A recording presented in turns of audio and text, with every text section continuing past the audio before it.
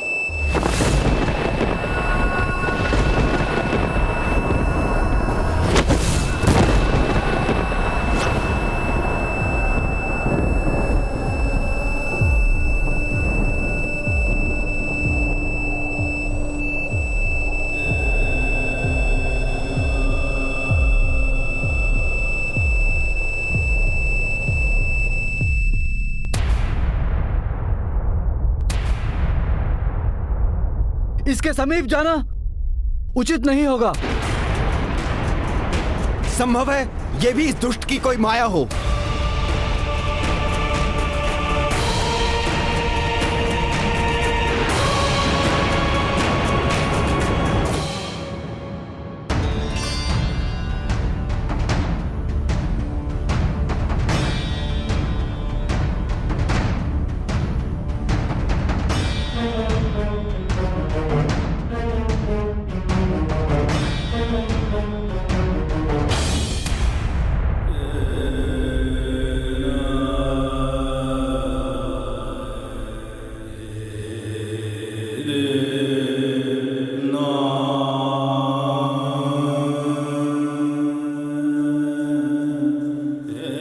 इसका शिथिल पड़ा शरीर, श्वास की मंद गति इसका संकेत है कि इसके प्राण अब छूटने ही वाले हैं।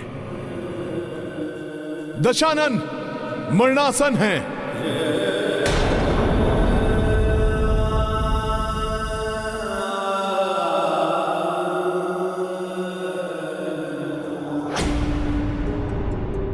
स्वामी के जीवन दीपक की लौ मंद कैसे पड़ गई?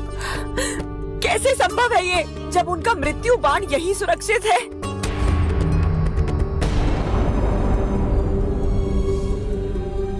ओम ओम जोम शा, ओम जोम सोम स्वा, ओम जोम सोम स्वा। ओम जोम सोम स्वाहा।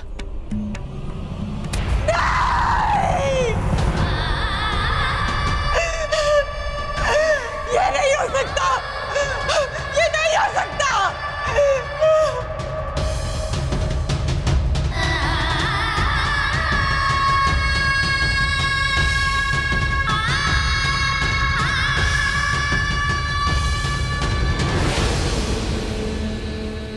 अपनी अंतिम सांसें गिन रहा है ये दुष्ट। अंततः धर्म ने अधर्म को परास्त कर ही दिया।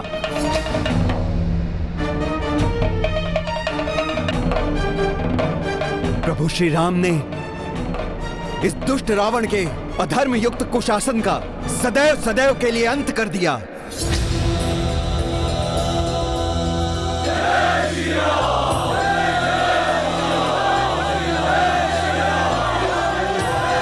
जय श्री राम, जय श्री राम, जय श्री राम।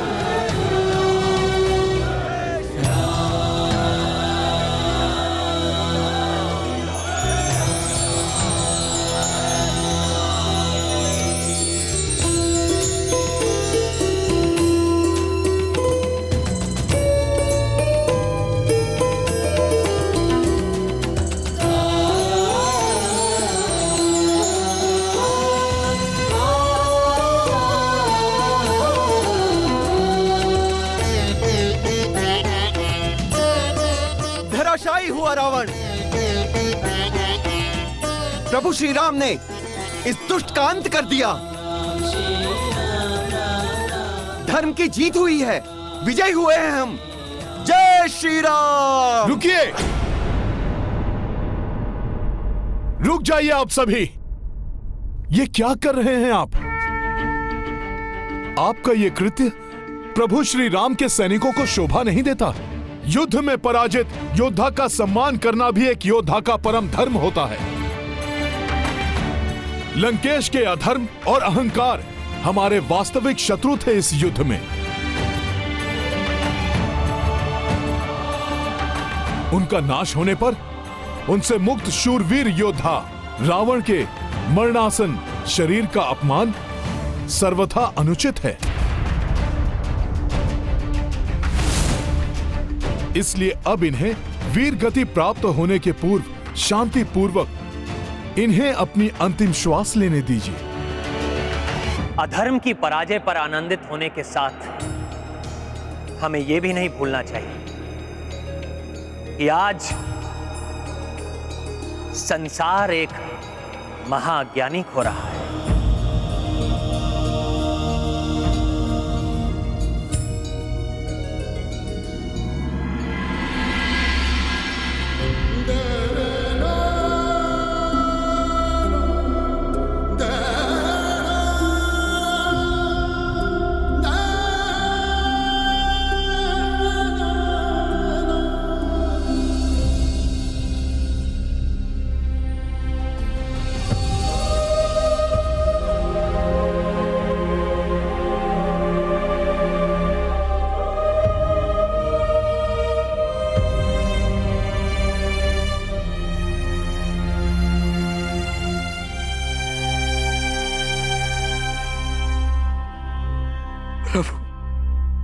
कुछ समय पूर्व मैं इनकी पराजय, इनकी मृत्यु की कामना के साथ युद्ध भूमि में इनके विपक्ष में खड़ा था, परंतु अब मुझसे इनकी ऐसी दुर्दशा क्यों नहीं सही जाती।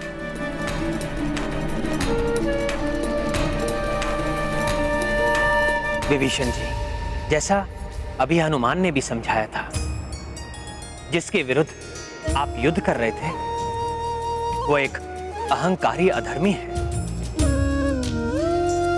परंतु अब जिसके लिए आप द्रवित हो रहे हैं वो आपका अग्रज भ्राता है। उनके लिए दुखी होना पूर्णतया उचित है। इसलिए जाइए विभीषण जी, रावण के अंत के क्षणों को व्यर्थ मत गवाइए। अपने भ्राता के इन अंतिम क्षणों को अपने भ्राता के साथ ही बिताइए।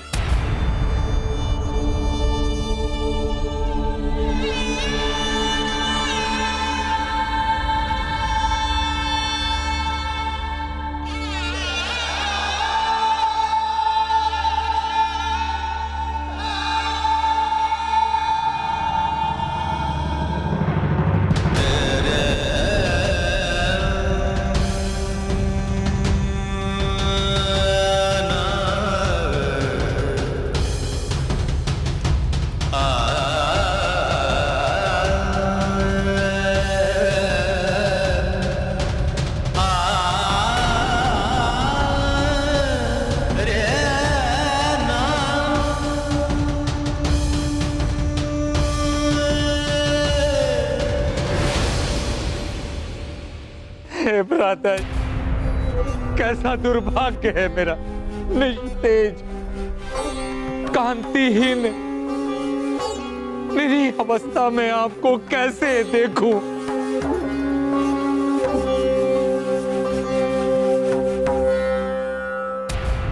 आपको बारंबार समझाया मैंने, परंतु आपको अधर्म से रोकना मेरे लिए असंभव हो गया था।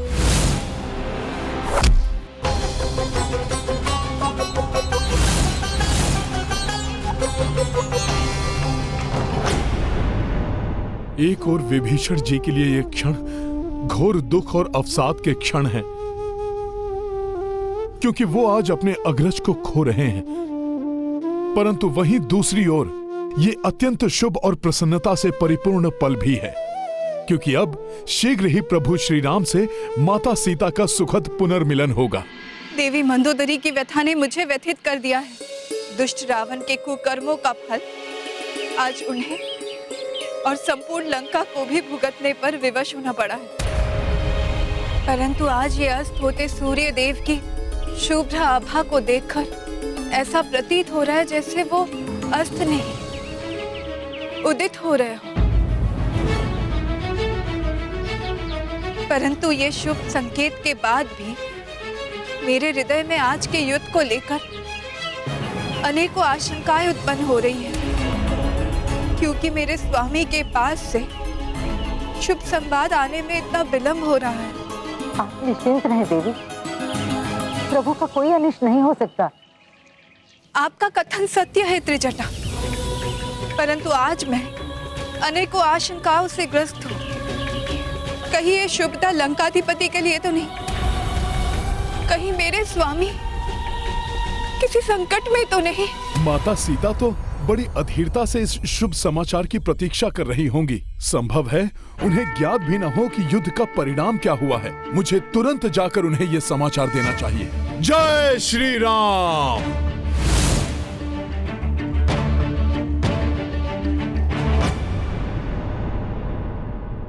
मुझे इसी परिणाम का भय था भ्राता श्री। आज आपकी ऐसी दुर्दशा मुझसे नहीं सही जा रही है, नहीं सही जा रही।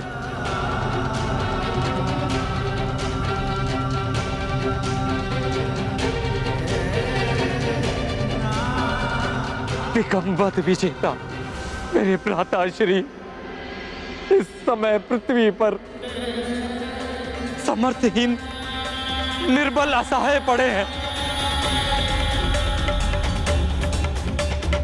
जिस अधर्म ने मुझे आपसे दूर किया, अब तो उसका परित्याग कर प्रभु श्री राम को अपने हृदय में धारण कीजिए।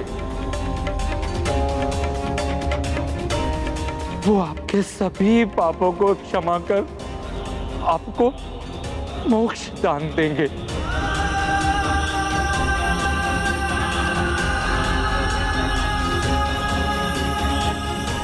शरणागत वत्सल प्रभु श्री राम के शरणागत बनी।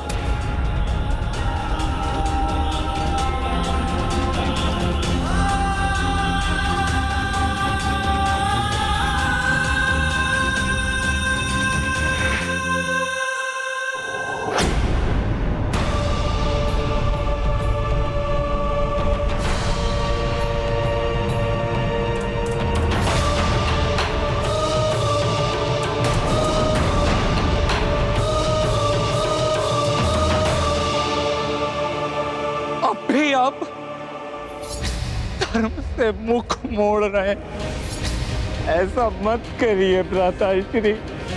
अब तो मेरा कहाँ मान लीजिए भ्राता श्री।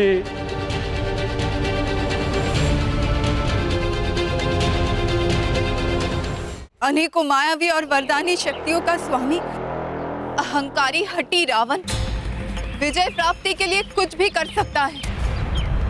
इसलिए आज के युद्ध को लेकर मैं चिंतित हूँ। देवी, आपकी चिंता व्यर्थ है। इतने शुभ संकेतों के बाद भी आप शंकित क्यों हो रही हैं? नहीं त्रिजटा, कभी कभी ये शुभ संकेत भी भ्रामक हो जाते हैं। देवी मंदोदरी का यहाँ से व्यग्र होकर जाने से मुझे आभास हुआ है कि यहाँ लंका में आज एक नवीन प्रारंभ होने वाला है। आज यहाँ एक निर्णायक परिवर्तन होने वाला है।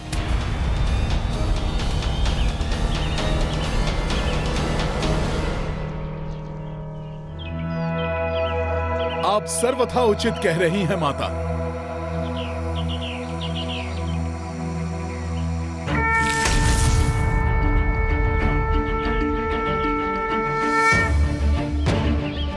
प्रणाम माता। यहाँ आने वाला परिवर्तन अशुभ नहीं अपितु अत्यंत शुभ है। पुत्र, तुम्हारे मुख के भाव से ऐसा प्रतीत हो रहा है कि तुम जो भी समाचार लाए उसको कहने के लिए अत्यंत आतुर हो। हाँ माता, मेरे अंतर का उल्लास ही मेरे मुख से व्यक्त हो रहा है, क्योंकि मैं आपको प्रभु श्री राम की अधर्म पर धर्म की विजय की शुभ सूचना देने प्रस्तुत हुआ हूं माता।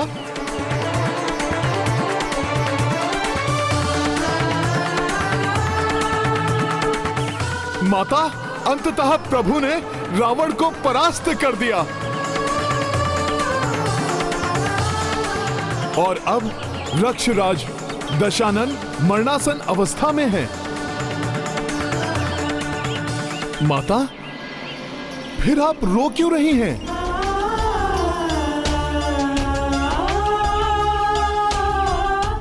माता, मैं तो शुभ संदेश लेकर आया हूं, परंतु वो सुनकर आपके नेत्रों से यह अश्रुधारा क्यों बहने लगी? जय श्री राम।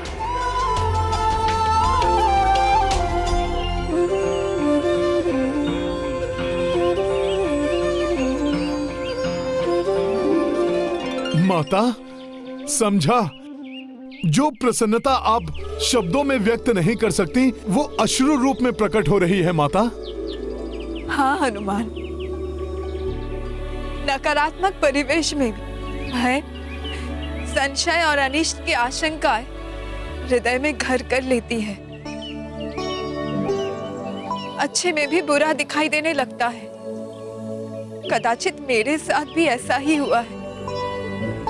मुझे अपने स्वामी के बल पर संदेह नहीं, परंतु हाँ, मुझे ये निराशा सता रही थी जिससे आज मुझे मुक्ति मिली है। मैं अत्यंत प्रसन्न हूँ हनुमान।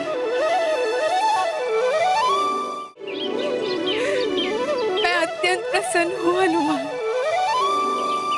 परंतु मेरे स्वामी की विजय का श्रेय तो तुम्हें ही जाता है। तुम्हारे बिना ये संभव नहीं था हनुमान। जो कुछ भी तुमने किया उसके लिए तुम्हारा धन्यवाद करने के लिए शब्द ही नहीं है मेरे पास। माता, ऐसा ना कहें। मैं तो मात्र प्रभु श्री राम का एक सेवक हूं। माता, मैंने जो भी किया वो तो उन्हीं के नाम की महिमा का परिणाम है। और माता, प्रभु ने तो अंतिम युद्ध एकाकी ही लड़ा था, जिससे आपको कष्ट देने का दंड उस दुष्ट को वे स्वयं दे सकें। माता, यहां आपने अनेक यातनाएं भोगी हैं। माता, अब दुख के मेघ सदा के लिए छट जाएंगे। माता, अब शीघ्र ही वो शुभ घड़ी आएगी जब प्रभु और आपका सुखद मिलन होगा। माता, मुझे विश्वास है प्रभु श्री राम आपको शीघ्र ही अपने समीप बुलाने का प्रबंध करेंगे।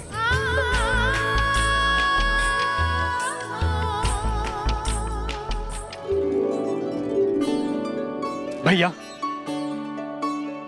अब आप शीघ्र भाभी मां को बुला लीजिए। हनुमान आपकी विजय का समाचार लेकर जा चुके हैं। मेरे प्रिय अनुज लक्ष्मण, हमारा जन्म राजवंश में हुआ, परंतु हमारे जीवन का अधिकतम समय वन में ही बीता है। बाल्यकाल में गुरु विश्वामित्र के सानिध्य में और उसके पश्चात 14 वर्ष के वनवास में इस समय हमने ऋषि मुनियों की बहुत सेवा की, धर्म के मर्म को सीखा, जाना, परंतु राजनीति का ज्ञान सीखने का कभी कोई अवसर ही नहीं मिला हमें। परंतु अब राजनीति का महाज्ञान सीखने का समय आ गया है लक्ष्मण।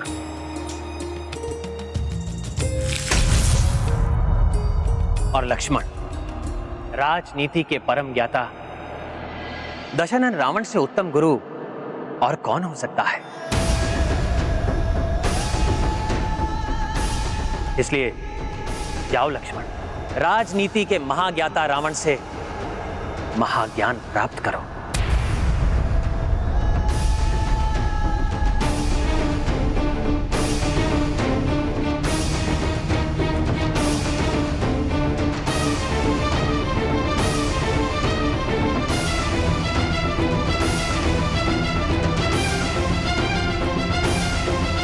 प्रत्येक व्यक्ति में गुण और अवगुण दोनों होते हैं। ये सामने वाले व्यक्ति पर निर्भर करता है कि वो उसे पहचान पाता है या नहीं।